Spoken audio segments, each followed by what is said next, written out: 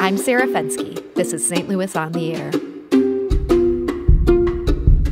If you're a manufacturer who depends on rubber for your product, you probably get it from Asia. That's where most of the world's natural rubber is now harvested. But an 8-year-old St. Louis company hopes to change that, and it's found a product that it believes can become a source of homegrown rubber: sunflowers. Who doesn't love a full field of sunflowers? For sure. By going up to a 5% concentration in the leaves, and then taking the peak sunflower acreage in the U.S., which was about 5.5 million acres. If you do the math on that, that meets about 75 to 80% of the U.S. demand for natural rubber.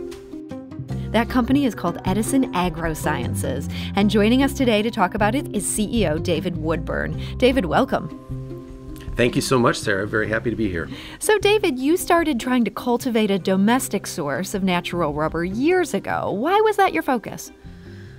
So, to be fair, I was not one of the original founders of the company. I came in just a couple years ago, but the two gentlemen that did found the company, Matt Crisp and Thomas Hahn, their idea was not to look at, let's say, the second and third largest producers, producing plants in the world, but what would have the most potential, by breeding, by altering the plant, and then also, what do farmers already know how to grow instead of some obscure thing that they've never grown before?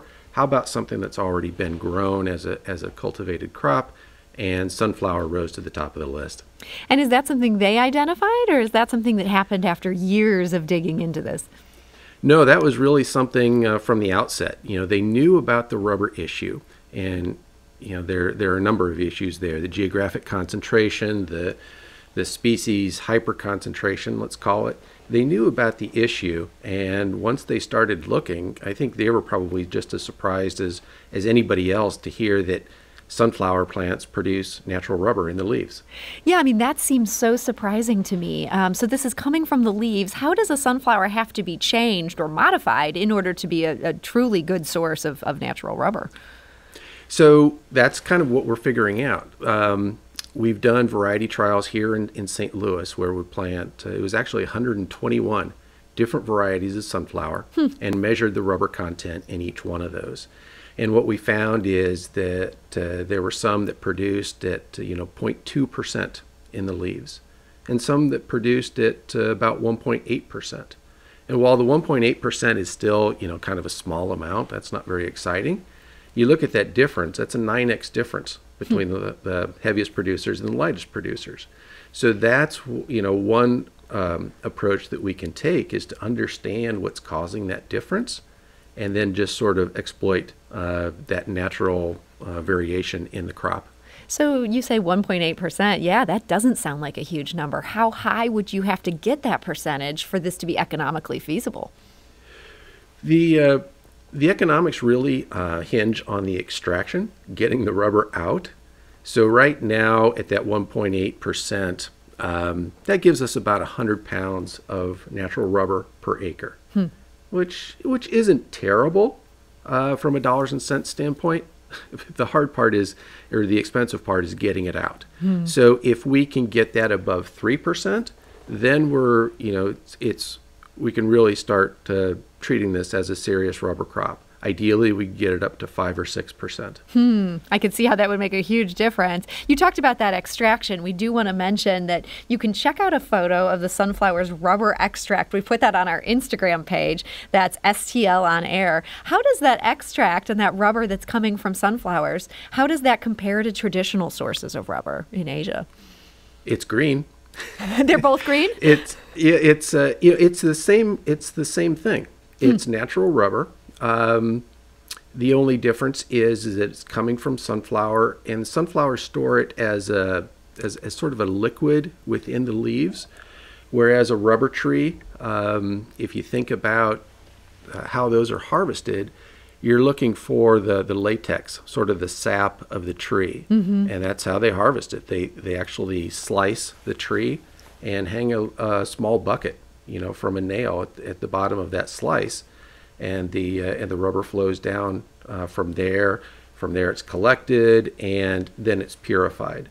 So while we would extract, 100% rubber directly from the leaves, with the trees, you have that intermediary product, the latex, which then the rubber is pulled from the latex. So is it an advantage to have it in this liquid form?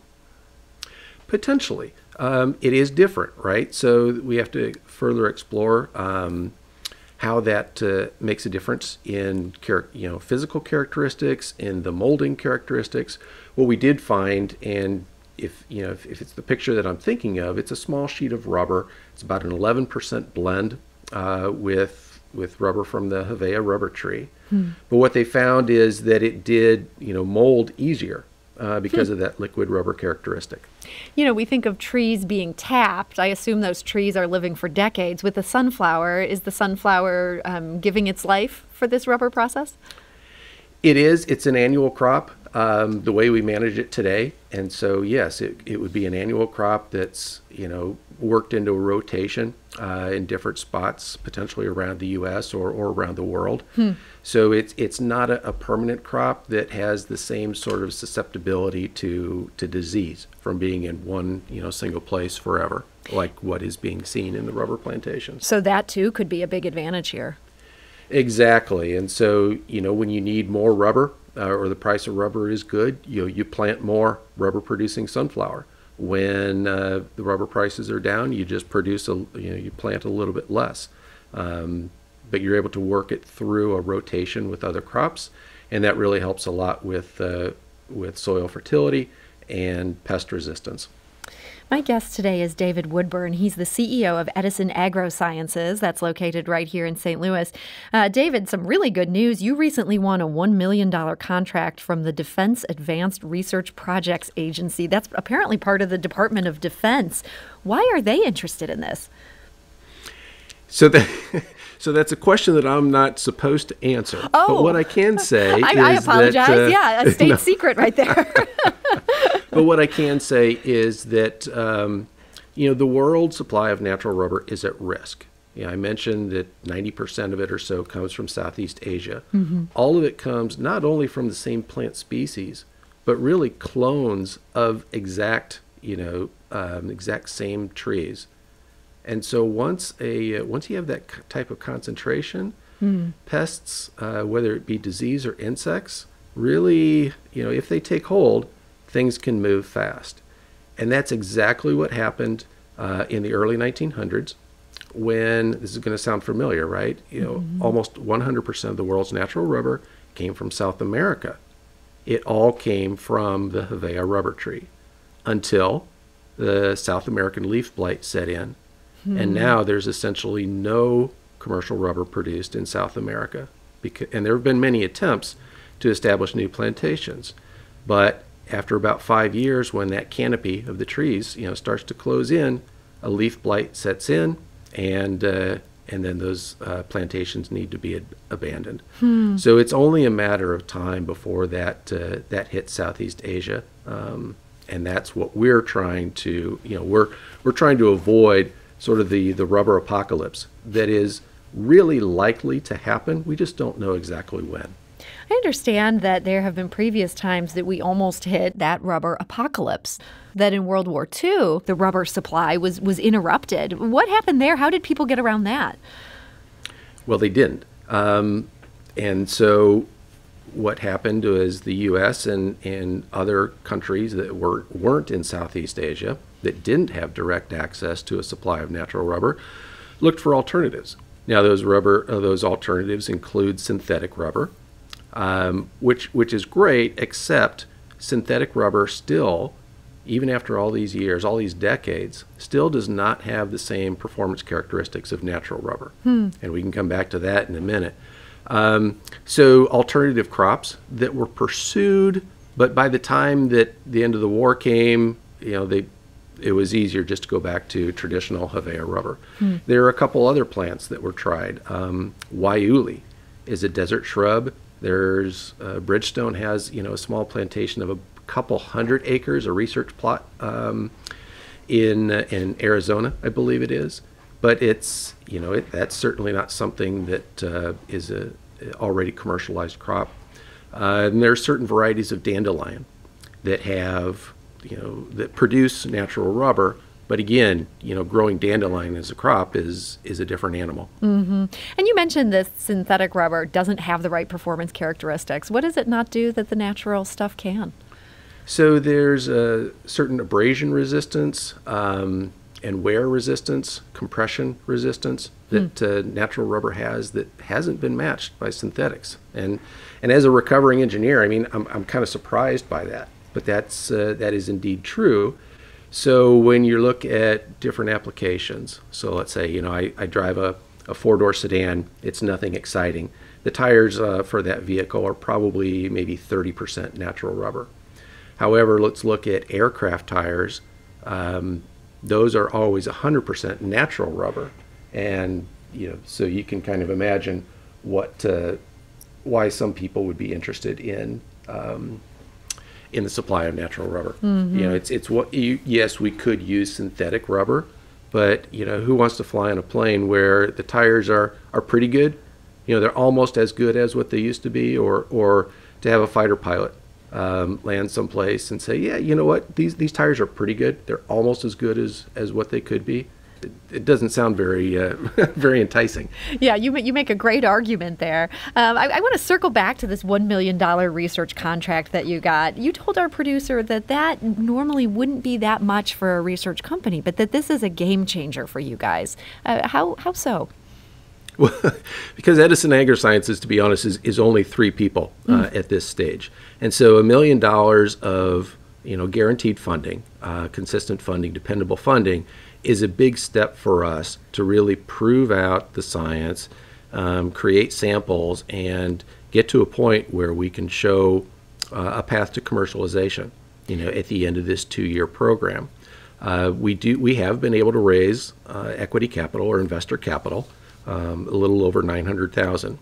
And a lot of that has been through Biogenerator here in St. Louis, MTC, Missouri Technology Corporation, and then also one of the co-founders, Matt Crisp, is one of the largest investors as well.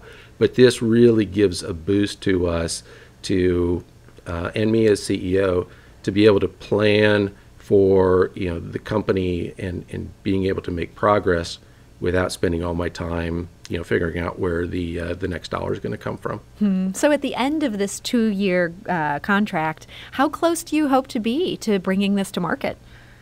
What we'd like to be able to show after 2 years is that we have increased that amount of rubber from the, let's say, 1 to 1.8%, that's up above 3% or even more.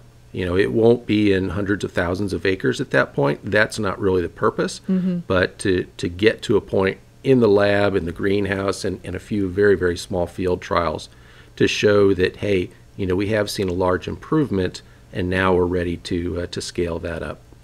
So rubber is a $52 billion market. How much of that do you think sunflowers could ultimately fill if all goes well? Yeah, so that's actually a question that I get a lot. And the calculations that we've done, by going up to a 5% concentration in the leaves, and then taking the peak sunflower acreage in the U.S., which was about 5.5 million acres. If you do the math on that, that meets about 75 to 80% of the U.S. demand for natural rubber. Wow. I mean, so this could be a huge source. It could be a huge source, and that's U.S. demand alone. And the important point is you can still, it's still natural rubber. You can mix it with imported natural rubber. You could potentially mix that with synthetic rubber as well. It just really, really stretches the availability of natural rubber supply. Well, this is really exciting work, and I also love that the byproduct might be more fields of sunflowers. How exciting would that be? Who doesn't love a full field of sunflowers? For sure. Well, David Woodburn, CEO of Edison Agrosciences, I want to thank you so much for joining us today and wish you the best of luck. Thank you so much, Sarah. It was a pleasure to be here. This is St. Louis on the Air on St. Louis Public Radio, 90.7 KWMU.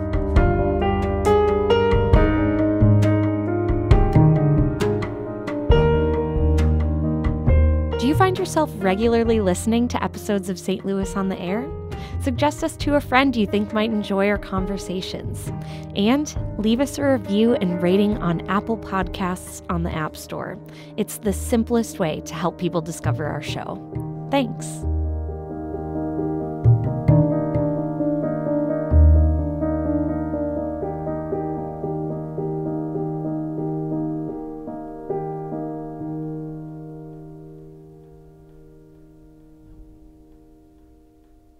Support comes from Missouri Forest Products Association, committed to sustainable and sound conservation of the state's forests, which support more than 41,000 Missouri jobs, resulting in a $10 billion industry. ChooseWood.com.